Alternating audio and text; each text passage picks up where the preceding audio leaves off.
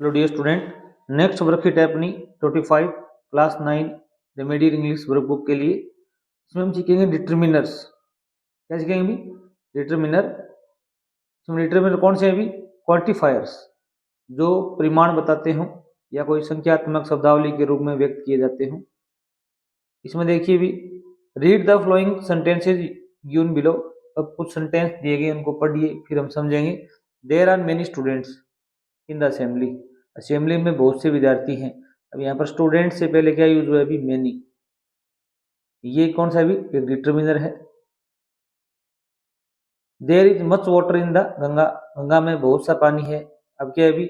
ये uncountable noun है, इससे पहले मच का प्रयोग हुआ है। ये काउंटेबल है। काउंटेबल का मतलब इसे गिना जा सके। वाटर को हम गिन नहीं सकते, ये अनकाउंटेबल है। अनकाउंटेबल नाउन हो उससे पहले मच का प्रयोग होगा, और काउंटेबल नाउन हो उससे पहले क्या होगा अभी? मेनी का प्रयोग होगा। Is there any student left in the class. क्या क्लास में कोई विद्यार्थी बचा है? अब देखो भी, इंटरोगेटिव सेंटेंस हो अर्थात क्वेश्चन मार्क लास्ट में लगा हुआ हो, प्रश्नवाचक वाक्यों में मोस्टली क्या यूज होता है अभी? एनी का यूज होता है। कोई, कोई के अर्थ में, या वाक्य नेगेटिव हो तो भी इसका प्रयोग होता है अभी? एनी का प्रयोग होता है कोई के अर्थ में। I have some books in my bag. मेरी बैग में कुछ पुस्तकें हैं। यहाँ पर देखो भी, some. I have some books in my bag. मेरी बुक में कुछ पुस्तकें हैं। तो कुछ पुस्तकों के लिए सम का प्रयोग क्या होता है अभी? काउंटेबल और अनकाउंटेबल नाउन दोनों के लिए यूज होता है। अब यहाँ पर बताया गया, इन अबोव सेंटेंसेस, ऊपर वाले वाक्यों में many is used with countable nouns. Many का यूज है वो गिनने योग्य संज्ञा से पहले हुआ है। वेरियस, जबकि much is used with the uncountable noun. Much का प्रयोग जिसे गिना नहीं जा सके, मात्रा वाली कोई नाउन है उससे पहले हुआ है। एनी और some can be used with both countable और अनकाउंटेबल नाउन्स। एनी और बोथ का प्रयोग है, हम काउंटेबल नाउन के साथ में भी प्रयोग कर सकते हैं और अनकाउंटेबल के नाउन के साथ में भी प्रयोग कर सकते हैं। अब देखिए भी, अब कुछ उदाहरण है। पहला, fill in the blanks with correct quantifiers. आपको डिटरमिनर्स अप्लाई करना है। इसमें आगे दिया हुआ है ऑप्शन मेनी, मच और any. There are monkeys on the tree. पेड़ पर बहुत से बंदर हैं। अब मच का प्रयोग तो हो नहीं सकता, क्योंकि यहाँ मंकी है, उनको हम गिन सकते हैं। मच का प्रयोग तो अनकाउंटेबल नाउन से पहले होता है।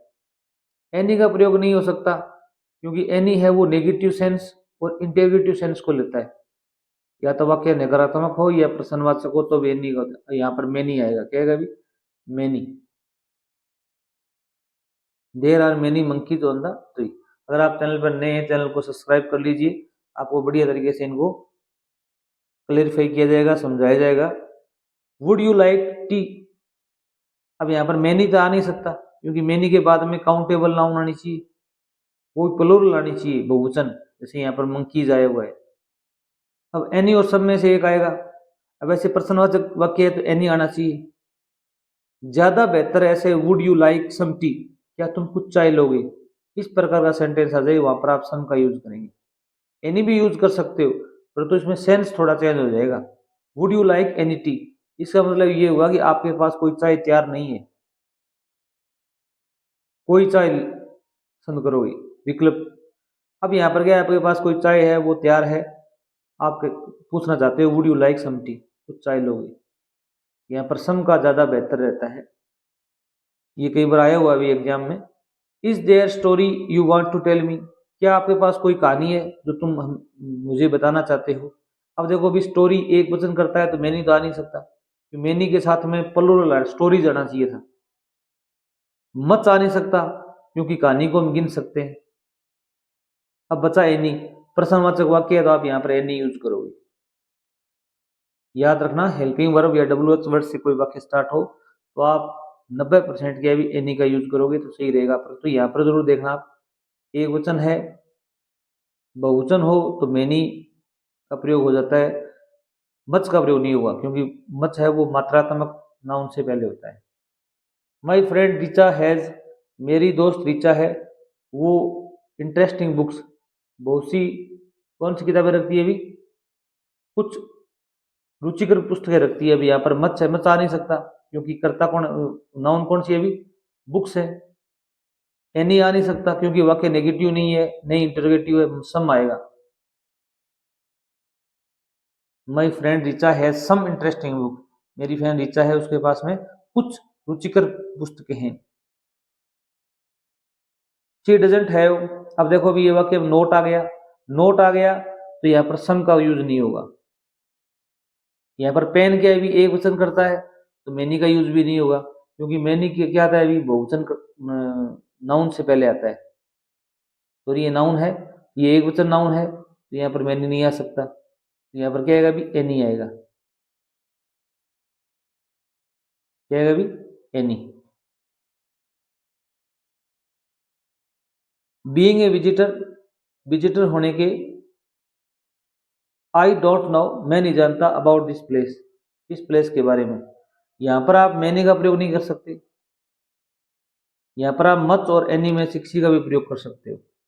Being a visitor, I don't know any about this place या much about this place. Much का प्रयोग करोगे तो इसका अर्थ अलग होगा कि मैं इस प्लेस के बारे में ज़्यादा कुछ नहीं जानता, या एनी का प्रयोग करोगे तो आई डोंट नो एनी अबाउट, इसके बारे में कुछ भी नहीं जानता। तो आप नेगेटिव सेंटेंस है तो आप एनी यूज करोगे तो भी आपका सेंटेंस सही होगा, और मत यूज करोगे तो भी सही होगा।